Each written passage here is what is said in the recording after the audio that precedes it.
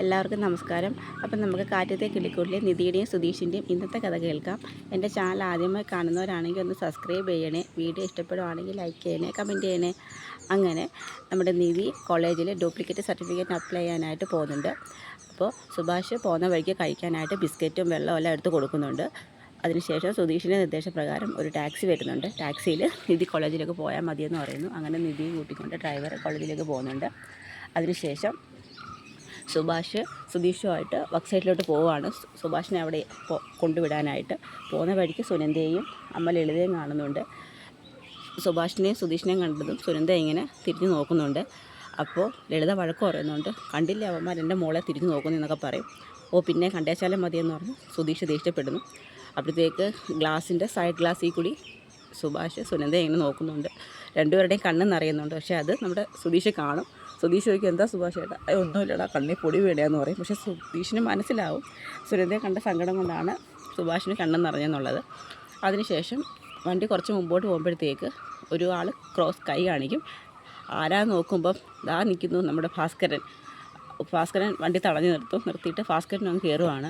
അപ്പോൾ നമ്മൾ നിധി അങ്ങ് ടെൻഷൻ അടിക്കും, എന്താ ഇപ്പോൾ അച്ഛൻ കയറിയെന്ന് അറിയത്തില്ലല്ലോ. ആലപ്പം ഡ്രൈവർ ചോദിക്കും, അങ്കിൾ എന്താ എങ്ങോട്ടാ, വല്ല ക്ഷേത്രത്തിലേക്ക് അങ്ങോട്ട് ആണോ? നിങ്ങളെങ്ങോട്ടാ? അത് ഞങ്ങൾ തക്കലേക്ക് പോവുക എന്ന് പറയും. തക്കലേക്ക്. അപ്പോൾ നിധി പറയും, എനിക്ക് കോളേജിലിട്ട് പോവുക, സർട്ടിഫിക്കറ്റിന് അപ്ലൈ ചെയ്യാൻ പോവാന്ന് പറയും.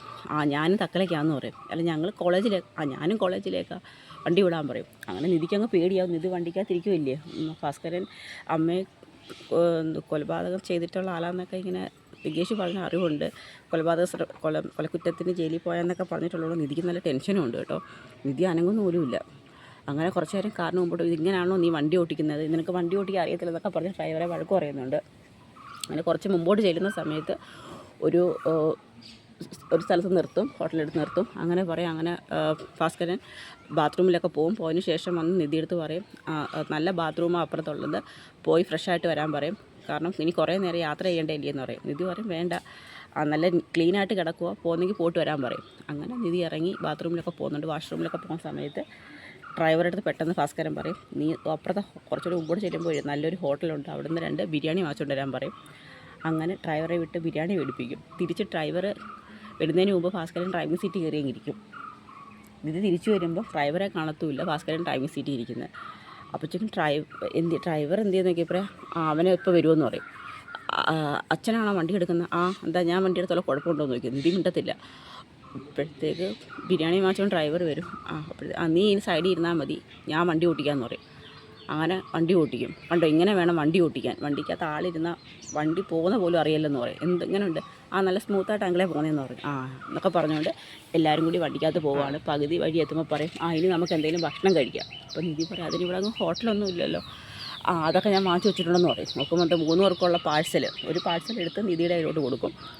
അങ്ങനെ മോളിനകത്തിരുന്ന് കഴിക്കും, ഞങ്ങൾ പുറത്തിരുന്ന് കഴിക്കാമെന്ന് പറയും. അങ്ങനെ ഇവർ രണ്ടും പുറത്തും നിധി അകത്തും ഇരുന്ന് ഭക്ഷണം എടുത്ത് കൊടുക്കും. പക്ഷേ നിധി കഴിക്കത്തില്ല. നിധിക്ക് പല ടെൻഷൻ ഇല്ലയോ, കോളേജിലെ കാര്യമൊക്കെ ഓർത്തങ്ങ് ടെൻഷനാണ്. അപ്പോഴത്തേക്ക് ഭാസ്കരൻ കഴിക്കുമ്പോഴത്തേക്ക് നിധി ഇങ്ങനെ കഴിക്കാതിരിക്കുവാണ്. അപ്പോഴത്തേക്ക് കുറച്ച് കഴിഞ്ഞ് ഇവരെല്ലാം കഴിച്ചതിന് ശേഷവും നിധി കഴിക്കത്തില്ല. അപ്പോഴത്തേക്ക് പെട്ടെന്ന് ഭാസ്കരൻ ഒരു കത്തി എടുക്കും. അപ്പോഴത്തേക്ക് ഒരു ചെറിയൊരു കത്തില്ല. അപ്പോഴത്തേക്ക് നിധിക്ക് പേടിയാവും. നോക്കിയപ്പോൾ എന്തുവാ, ഇനി എന്തിനാണാവോ എന്നൊക്കെ പറഞ്ഞ് നിധി ഇങ്ങനെ പേടിക്കുമ്പോഴത്തേക്ക് ഭാസ്കരൻ ഒരു ആപ്പിൾ എടുത്ത് കട്ട് ചെയ്യുന്നുണ്ട്. ആപ്പിൾ കട്ട് ചെയ്യാനായിരുന്നു എന്ന് പറയും. അതിനുശേഷം കഴിക്കുന്നില്ലയോ? കഴിക്കാമെന്ന് പറയും. അങ്ങനെ അതിന് ശേഷം അവരെല്ലാവരും കൂടി തിരിച്ച് കോളേജിലോട്ട് വരുന്നുണ്ട്. അപ്പോൾ അതിനിടയ്ക്ക് വെച്ച് ശ്വേത വിളിക്കുന്നുണ്ട്. നീ എത്താറായോ എന്ന് ചോദിക്കുന്നു. എത്താറായി നിധി. എല്ലാവരും കൂടി കോളേജിലോട്ട് വരും. അപ്പോൾ ശ്വേതയും പെട്ടെന്ന് ഓടി വരുന്നുണ്ട്.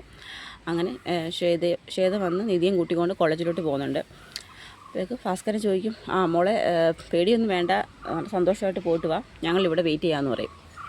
അപ്പോഴത്തേക്ക് ശ്വേത ചോദിക്കും, അതാരാ നിധി എന്ന് ചോദിക്കും. പക്ഷേ അതിനുള്ള മറുപടി നമ്മുടെ നിധി പറയത്തില്ല. അങ്ങനെ 2 പേരും കൂടി കോളേജിനകത്തോട്ട് ചെല്ലും. നീ വരുന്നതെന്ന് അറിഞ്ഞപ്പോഴത്തേക്ക് നമ്മുടെ ഫ്രണ്ട്സ് എല്ലാം ഭയങ്കര എക്സൈറ്റ്മെൻറ്റാണ്. എന്ന് വെച്ചാൽ പ്രണയവും വിവാഹവും ഒക്കെ അടുത്തടുത്തല്ലായിരുന്നോ, അതിനെ കുറിച്ചൊക്കെ അറിയണമെന്നൊക്കെ പറയും. അങ്ങനെ നിധിക്കൊരു ഗ്രൂമായിട്ടിരിക്കുവാണ്. അങ്ങനെ പെട്ടെന്ന് അകത്തോട്ട് ചെല്ലും. അപ്പം സ്റ്റാഫ് റൂമിൽ ചെന്ന് സംസാരിക്കും. മേഡത്തിൽ കാണാമെന്ന് പറയും. അപ്പോൾ ചോദിക്കും, എന്താ നിധി? മേഡം ഞാനിങ്ങനെ ഡ്യൂപ്ലിക്കേറ്റ് സർട്ടിഫിക്കറ്റ് അപ്ലൈ ചെയ്യാനായിട്ട് വന്നതാന്ന് പറയും. പ്രിൻസിപ്പളിനെ കാണുമെന്ന് പറയും. അങ്ങനെ അവിടെ 2-3 സ്റ്റാഫ് ഇങ്ങനെ ഇരിപ്പുണ്ടല്ലോ. അങ്ങനെ ആ സ്റ്റാഫ് ചോദിക്കും, മേഡത്തിന് അറിയത്തില്ല വിശേഷങ്ങളൊക്കെ? കുറച്ച് നാൾ സോഷ്യൽ മീഡിയ കിടന്ന തരംഗമായിരുന്നല്ലോ ഇവരുടെ കല്യാണവും വിശേഷങ്ങളും ഒക്കെ. എന്നാലും എൻ്റെ നിധി, നിനക്കൊരു ബ്രൈറ്റ് ഫ്യൂച്ചറുള്ളതല്ലായിരുന്നോ? നീ എനിക്ക് എന്ത് പറ്റി? നീ നിൻ്റെ ജീവിതം നീയായിട്ട് തന്നെ നശിപ്പിച്ച് കളഞ്ഞില്ലേ? എവിടെ എത്തേണ്ട കുട്ടിയാണ്, നിനക്ക് നല്ല സ്കില്ലുള്ളതില്ലേ എന്നൊക്കെ പറയും. അപ്പോഴത്തേക്ക് നിധി ഒന്നും മിണ്ടത്തില്ല. അപ്പോൾ ചോദിക്കും, എന്തായാലും പ്രിൻസിപ്പളിനെ കാണണമെന്ന് പറയും. അങ്ങനെ സ്റ്റാഫ് വന്ന് പ്രിൻസിപ്പളിനെ കാണാൻ പോകുമ്പോൾ പ്രിൻസിപ്പൾ 2 ദിവസം ലീവാന്നിങ്ങനെ പറയും. അപ്പോൾ ശരിക്കും പ്രിൻസിപ്പളിനെ കണ്ടാൽ മാത്രമേ എന്തെങ്കിലും പറയാൻ പറ്റൂ. പിന്നെ വിവാഹം നിങ്ങൾ സ്റ്റേഷനിൽ വെച്ച് രജിസ്റ്റർ ചെയ്തേയില്ലേ, അപ്പോൾ പോലീസ് സ്റ്റേഷനിൽ ചെന്നിട്ട് അതിൻ്റെ ഒരു പേപ്പർ മേടിക്കണം.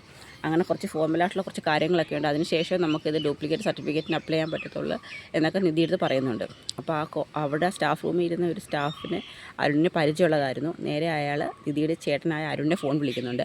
അരുണിനെ വിളിച്ച് ഈ കാര്യങ്ങളൊക്കെ പറയുന്നുണ്ട്. നിധി സർട്ടിഫിക്കറ്റ് മേടിക്കാൻ വന്ന കാര്യമൊക്കെ പറയുന്നുണ്ട്. അപ്പം ഭാസ്കരൻ പറയും, ഓഹോ, അവൾ ഡ്യൂപ്ലിക്കേറ്റിന് അപ്ലൈ ചെയ്യാൻ വന്നോ? അങ്ങനെ ഞങ്ങളെ തകർത്തിട്ട് അവൾ സർട്ടിഫിക്കറ്റും ഡ്യൂപ്ലിക്കേറ്റ് ഒന്നും അപ്ലൈ ചെയ്തിട്ട് അത് വാങ്ങിച്ചുകൊണ്ട് അവളിനി പഠിക്കുകയും ജോലി നേടുകയും ചെയ്യണമെന്നൊക്കെ പറയും. ഇവർക്ക് നല്ല ദേഷ്യമുണ്ടല്ലോ. അങ്ങനെ മനസ്സിലതൊക്കെ ഇങ്ങനെ പറയുവാണ്. അപ്പം അതിൻ്റെ വിശേഷങ്ങളൊക്കെയാണ് നമ്മൾ കാണാൻ പോകുന്നത്. അപ്പം അരുണ് കോളേജിൽ വന്ന് എന്തെങ്കിലും പ്രശ്നം ഉണ്ടാക്കുമോ, അത് തടയാൻ ഭാസ്കരനാവോ, നിധിയെ രക്ഷിക്കാൻ ഭാസ്കരനാവോ, ഇങ്ങനെയുള്ള ഇതിൻ്റെയൊക്കെ വിശേഷങ്ങളൊക്കെയാണ് നമ്മൾ ഇനി വരുന്ന ദിവസങ്ങളിൽ കാണാൻ പോകുന്നത്. അപ്പോൾ ഇന്നത്തെ കഥ ഇവിടെ അവസാനിക്കുകയാണ്. കഥ ഇഷ്ടമായ എല്ലാവരും സപ്പോർട്ട് ചെയ്യണം. അപ്പോൾ എല്ലാവർക്കും ശുഭദിനം നേരുന്നു. നന്ദി.